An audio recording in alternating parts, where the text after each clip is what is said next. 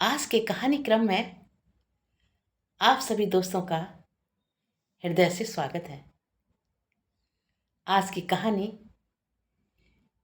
काशीनगर के राजा भीमदेव की कहानी है। बहुत समय पहले की बात है, सदियों पुरानी बात है।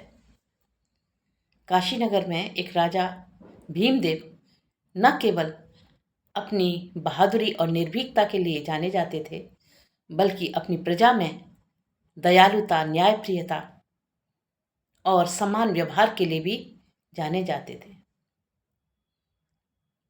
उनकी प्रजा हमेशा उनकी बहुत सम्मान करती थी, जिसका कारण था राजा का अपनी प्रजा के प्रति बहुत ही सतर्क रहना, प्रजा के प्रति बहुत सावधान रहना। प्रजा के बारे में हमेशा वो चिंतित रहते थे कि मेरी प्रजा में हम हर जगह सुख शांति है या नहीं, कहीं कोई मेरा राज्य कर्मचारी प्रजा को कोई परेशानी तो उत्पन्न नहीं कर रहा, कहीं कोई भ्रष्टाचार तो नहीं है, कहीं कोई आपस में वैमनस्य तो नहीं है, सारी सीमाएं हमारी सुरक्षित हैं या नहीं है, कहीं कोई षड्यंत्र तो नहीं रच रहा राज्य के प्रति। बहुत सारे उद्देश्य थे जिनको जानने के लिए वो रात को अपने राज्य में भेष बदलकर घूमा करते थे। एक बार की बात है, राजा ने भेष बदला हुआ था, बिल्कुल सामान्य कपड़े पहने हुए थे, शरीर पर भी जगह जगह धूल मिट्टी लगी हुई थी, बाल बिखरे हुए से थे। बिल्कुल उनको देख करके लगता था कि वो कोई कोई केवल सामान्य व्यक्ति हैं। इस वेशभूषा में वो अपने नगर में घूम रहे थे। अचानक उन्होंने देखा कि एक जगह पेड़ के नीचे 4 लोग बैठे हुए आपस में बातें कर रहे हैं। राजा ने उनके करीब जाने के लिए थोड़े से और आगे बढ़े, जिससे कि उनको पता चल सके कि आखिर वो लोग आपस में क्या बातें कर रहे हैं। और उन्होंने ध्यान से सुना तो वो आपस में बात कर रहे थे कि आज हमको जिस सेठ के यहाँ चोरी करनी है, तो अपनी अपना पार्ट समझ लीजिए किसको क्या करना है, और बड़ी सावधानी से हमें आज चोरी करनी है। पकड़े नहीं जाए इस बात का पूरा ध्यान रखना है, और हम अपनी चोरी में सफल हों इस बात का भी हमको पूरा ध्यान रखना है। राजा को जब पूरा विश्वास हो गया कि ये कोई चोर ही है जो रात के अंधेरे में कहीं चोरी करने के उद्देश्य से निकले हैं, राजा ने जानबूझकर थोड़ा खांसते हुए उनके पास गया और पूछा, भाई तुम लोग कौन हो? चारों लोग सतर्क हुए और कहने लगे, तुमसे मतलब? राजा ने कहा, मतलब तो कुछ नहीं है, पर रात में जब आपको यहाँ देखा चारों को, तो लगा कि आप भी मेरे ही जैसे कोई भाई बंधु हो जो अपने किसी उद्देश्य पर निकले हो, जैसे कि मैं निकला हूं। तो चारों ने कहा कि नहीं, तुम कौन हो? कि भाई मैं तो आपके बारे में पूछ रहा हूं कि आप कौन हैं। रात को और कौन निकल सकता है? रात को तो वही लोग निकलेंगे जिनका रात का उद्देश्य होता है, कोई भला मानस तो निकलेगा नहीं। चोरों ने समझ लिया कि ये भी कोई हमारे जैसा ही व्यक्ति है।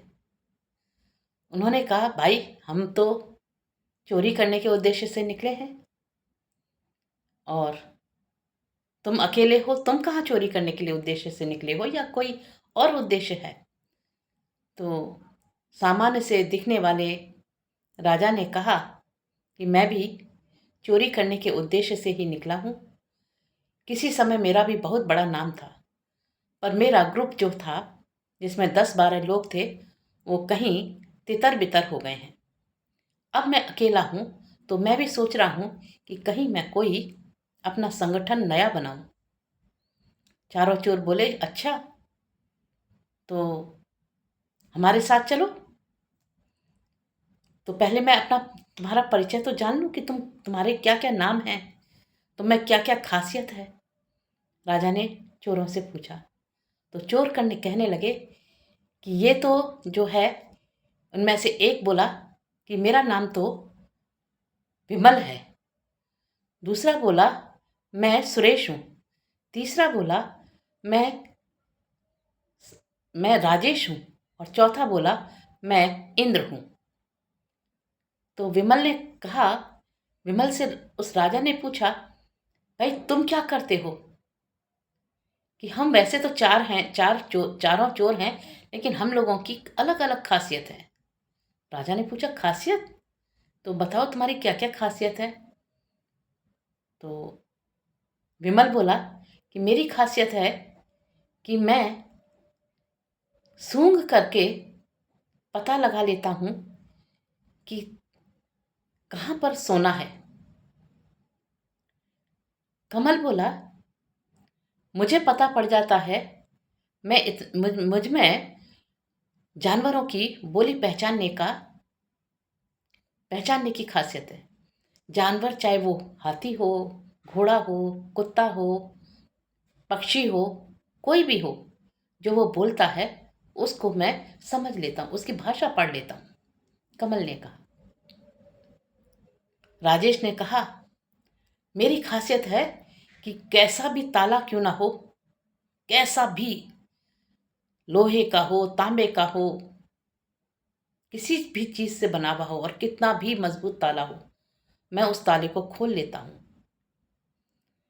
इंद्र ने कहा कि मैं किसी भी चीज को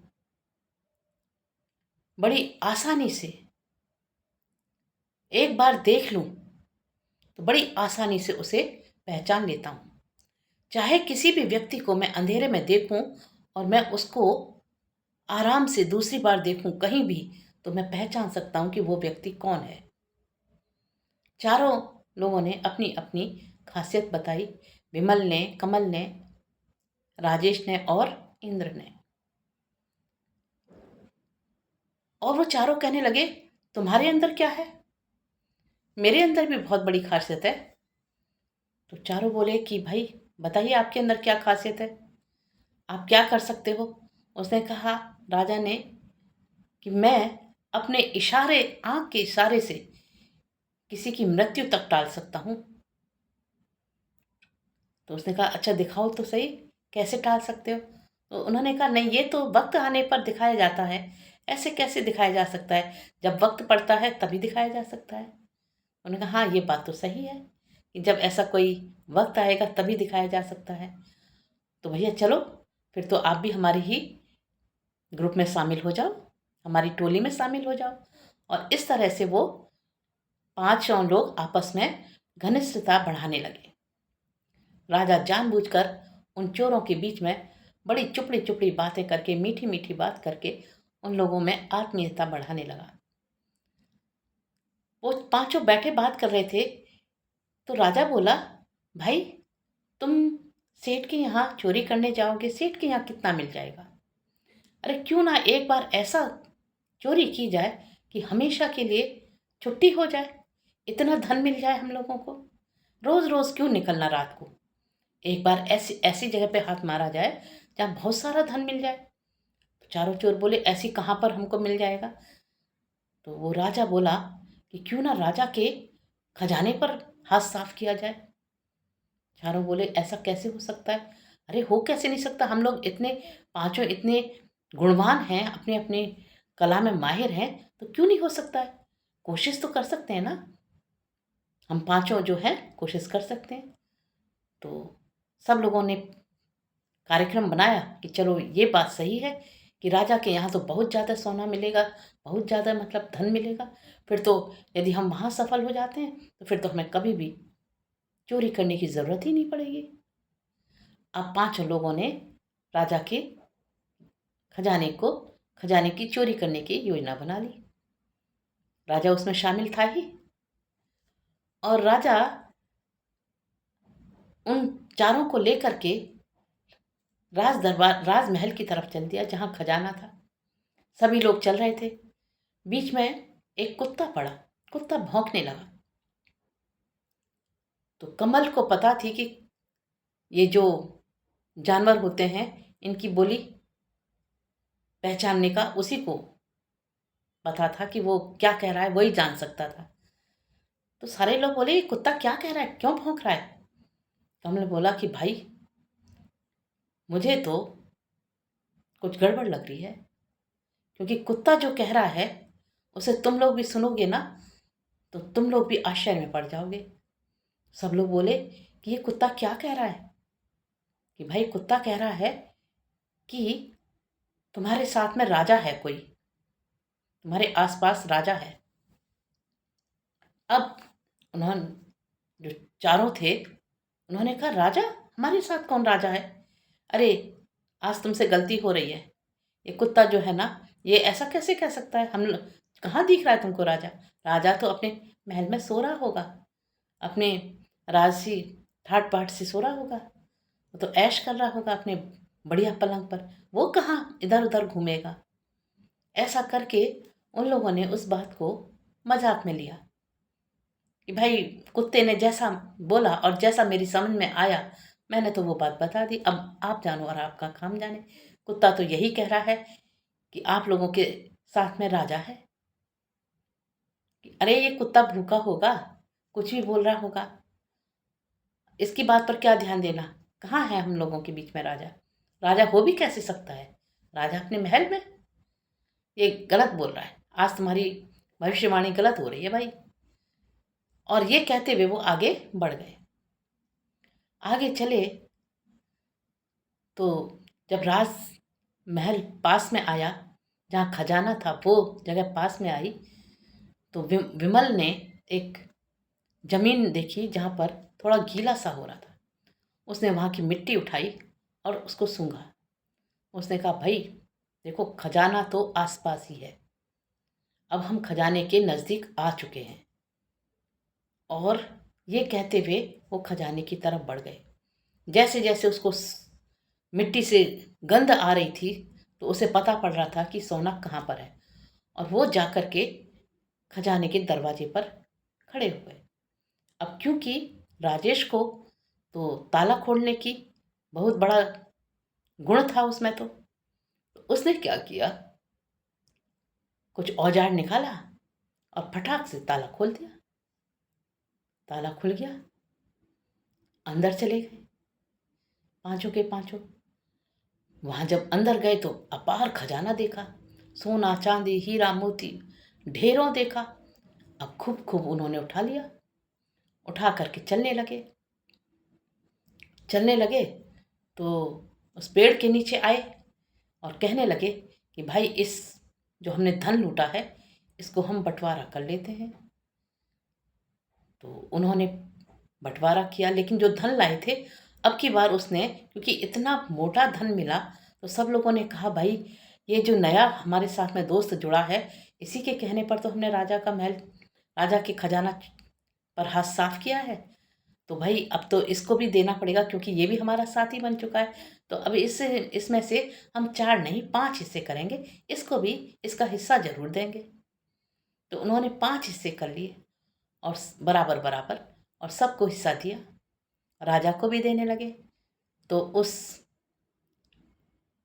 भिखारी बने हुए राजा ने कहा, भाई देखो मैं तो पहली बार आपके पास में आया हूँ, ये जो जितना भी धन लूटा है मेहनत तो आप ही की है, मैं तो केवल सलाह दी थी मैंने तो, और ये धन जो है आप ही चारों बांट लो। मुझे तो फिर कभी मिलेंगे तो बड़ा हाथ साफ करेंगे, जब कभी ज़रूरत होगी दोबारा से मिलेंगे। लेकिन हाँ, मुझे ये बता दो कि तुम लोग रहते कहाँ पर हो, जिससे कि दोबारा से जब चोरी करने की बात आए तो हम लोग फिर से इकट्ठे हो सकें। आपस में अपना पता तो बताओ कि कौन कौन कहाँ कहाँ पर रहता है। और इस तरह से राजा को उन चारों ने अपना पता बता दिया कि हम वहाँ वहाँ रहते हैं, और राजा ने भी एक अपना पता बताया ऐसे ही लमसम में कि हम वहाँ रहते हैं। और पांचों ने इस तरह से एक दूसरे का पता भी जान लिया, क्या करते हैं कहाँ रहते हैं, सब कुछ राजा को पता पड़ गया। और जब राजा ने अपना हिस्सा नहीं लिया तो चारों चोर कहने लगे, हमको क्या, नहीं ले रहे हो तो मत लो। ये जो पांचवा हिस्सा है इसको भी हम अपने चारों में बांट लेते हैं। और उन्होंने जो राजा के लिए हिस्सा निकाला था उस हिस्से को भी अपने चारों लोगों में बांट लिया और अपने अपने घर चले गए। राजा भी अपने दरबार में आ गया। आकर के अपना कपड़े वपड़े साफ किए और आकर के अपना सो गया। सुबह उठा, सब लोग उठे।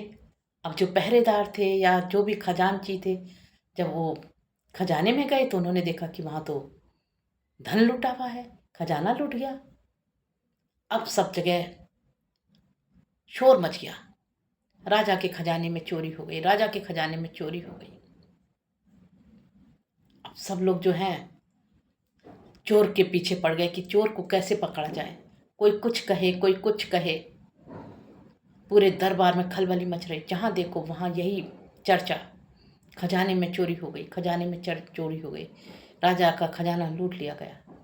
राजा अपने सिंहासन पर बैठा मुस्कुरा रहा था। सेनापति कहने लगे कि महाराज, सैनिकों को पूरे राज्य में दौड़ाया जाए, पता किया जाए किसकी जरूरत हुई इतनी कि खजाने तक पहुंच गया और खजाने की चोरी कर ली। राजा ने कहा, अपने विश्वास पात्र सेनापति को बुलवाना। और उसने अपने विश्वास पात्र सेनापति को बुलवा करके कहा कि जैसा मैं कहता हूं वैसा करो, मैं जानता हूं वो चोर कौन है। और उस सेनापति को उसने उन चोरों का पता बता दिया और सेनापति के माध्यम से वो चारों चोर पकड़ लिए गए, रस्सी में पकड़कर बांध करके लाए गए, दरबार में हाजिर हुए। अब चोर थर थर कांपे, भाई हम में से तो किसी को कैसे राजा को पता पड़ा कि हम कहाँ कहाँ रहते थे, हमने ही चोरी करी। अब बहुत ज़्यादा डरे हुए और महल में आ गए। अब महल में आकर के वो लोग एक दूसरे का मुंह देख रहे थे और राजा उधर मुस्कुरा रहा था उनको देख देख करके। राजा के दिमाग में तो कुछ और ही चल रहा था।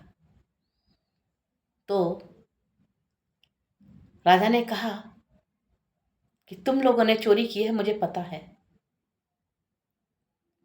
उनमें से जो चौथा था इंद्र, राजा ने जैसे बोला कि मुझे पता है तुम लोगों ने चोरी की है, मैं जानता हूं तुम ही लोगों ने चोरी की है, तो उसके बोलने के स्टाइल से और उसके खड़े होने के स्टाइल से, बैठने के स्टाइल से, उस चौथे जो इंद्र था उसको कुछ शक हुआ। उसने गौर से राजा को देखा और उसने अपने दोस्तों की तरफ देखा। अब तो इंद्र और भी ज्यादा डर गया और उसने अपने दोस्तों से कहा कि रात को जो वो पांचवा था वो यही है। जो अंधेरे में देख लेता था तो वो भूल नहीं पाता था किसी की भी सूरत। कोई भी चीज जब अंधेरे में भी देख लेना तो वो भूलता नहीं था, उसे याद रहती थी। और उसने राजा को जो देखा था तो उसे ये याद था कि वो व्यक्ति कैसा है। और उसने देख करके बताया कि ये व्यक्ति तो हमारे साथ ही था, यानी कि राजा हमारे साथ थे। तो कुत्ते ने सही कहा था कि राजा तुम्हारे साथ है। अब तो सब लोग बड़े परेशान कि अब तो बस मृत्यु निश्चित है, आज तो मृत्यु दंड निश्चित है। अब राजा ने कहा कि मैं जानता हूं कि तुम लोग चोर हो और तुम ही लोगों ने खजाना चुराया है, पर मैं तुमको दंड नहीं दूंगा, क्योंकि तुम्हारे अंदर इतना बड़ा गुण है कि यदि उस गुण को एक सही दिशा दी जाए तो मेरे राज्य के लिए तुम बहुत फायदेमंद साबित होगे। मैं तुम्हारे उस गुण को किसी सकारात्मक कार्य में लगाना चाहता हूँ, कुछ अच्छे काम की तरफ तुमको मोड़ना चाहता हूँ, मैं तुम्हें दंड नहीं दूंगा। तो उन चार जो थे उन्होंने कहा, यदि आप वही हैं जो पांचवे थे और आपने बताया था कि अपनी आंख के इशारे से तुम किसी की मृत्यु भी टाल सकते हो, तो तुम बताओ तुम्हारा वो गुण कैसा है। तो राजा ने अपनी आंख से इशारा किया अपने सिपाही की तरफ, और वो सिपाही दौड़ा और उसने उन चारों के रस्सियां खोल दी और राजा के सामने खड़ा कर दिया। राजा ने उन चारों से कहा, देखो, तुम इतने प्रतिभावान हो कि यदि तुम अपनी प्रतिभा का सही सदुपयोग करोगे तो तुम मेरे राज्य के लिए बहुत ज़्यादा फायदेमंद होगे। जिसने कहा था कि मैं जानवरों की भाषा समझ लेता हूँ, तो वो मेरे जो घोड़े बंधे हुए हैं घुड़साल में, उनकी देखरेख अच्छी कर सकता है। और जो ये जानता था कि मिट्टी को सूंघ करके ये बता देता था कि सोना चांदी कहाँ रखा है, तो वो मेरे खजाने की सुरक्षा कर सकता है। और तीसरा, जो ये जानता था कि कैसा भी ताला हो वो मेरे काम आ सकता है। जब कभी युद्ध हो और हमें कभी जाना पड़े तो वहाँ पर यदि कोई ताला लगा हुआ हो या ऐसा कोई स्थिति आ जाए कि किसी ताले को खोलना पड़ जाए, तो ये उस काम वहाँ पर ये काम आ सकता है। और पांचवा, जो एक बार देख करके ही उस व्यक्ति को कभी नहीं भूल पाता, जो चौथा व्यक्ति है, वो मेरे काम आ सकता है, वो जासूसी करने के काम आ सकता है। इस तरह से मेरा जो दरबार है बहुत अच्छे लोगों से सुसज्जित हो सकता है। तो बोलो, तुम मेरे राज्य के लिए ये काम करोगे? चारों चोर ने हाथ जोड़ करके कहा, महाराज, आप यदि हमसे ये काम लेना चाहते हैं तो हम इसके लिए शहर से तैयार हैं। हम अपना जो हमारे अंदर जो गुण है वो हम अपनी राज्य के लिए समर्पित करना चाहते हैं। और इस प्रकार से राजा ने उन चारों को अपने दरबार में नौकरी दे दी। एक को घुड़साल का जो नौकर थे, उनके ऊपर जो मुख्य घुड़साल रक्षक होता है, घोड़ों का रक्षक होता है, देखभाल करने वाला, वो बना दिया। एक को अपने खजाने का पहरेदार बना दिया। एक को अपने जासूस बना दिया और एक को अपने पास रखा कि कभी कहीं ज़रूरत पड़े तो ताला वगैरह तोड़ना पड़ जाए, खोलना पड़ जाए, तो ये मेरा काम कर सके। इस प्रकार से जो एक चार लोगों की जो प्रतिभा थी, जो गुण था, जो गलत दिशा में जा रहा था, राजा ने अपनी सूझबूझ से उन चारों को अपने राज्य के अच्छे कार्य में लगा दिया। मेरा कहने का मतलब है, अच्छे बुरे हर व्यक्ति होते हैं हमारे समाज में। यदि किसी व्यक्ति में यदि अच्छाई है तो बुराई भी होगी, बुराई है तो कोई ना कोई अच्छाई भी होगी।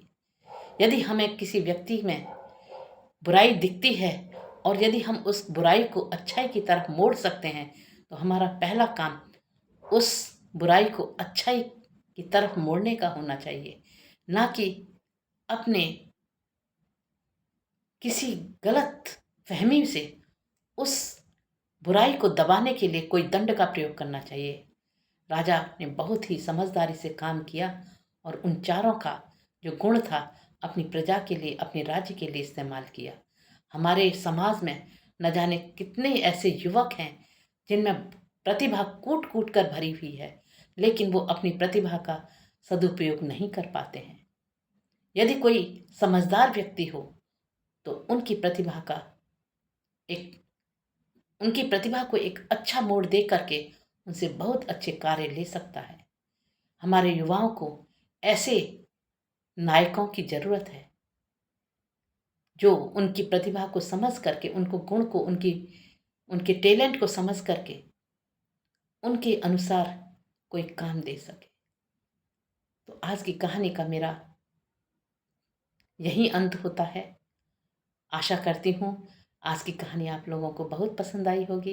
यदि मेरी कहानी पसंद आई है तो प्लीज़ मेरे चैनल को सब्सक्राइब कीजिएगा। जिन्होंने सब्सक्राइब कर दिया है उनके लिए बहुत बहुत धन्यवाद। और जो पहली बार मेरे चैनल पर आए हैं, मेरी कहानी सुन रहे हैं, पसंद आई है, तो प्लीज़ मेरे चैनल को सब्सक्राइब कीजिएगा, लाइक कीजिएगा और कमेंट भी कीजिएगा।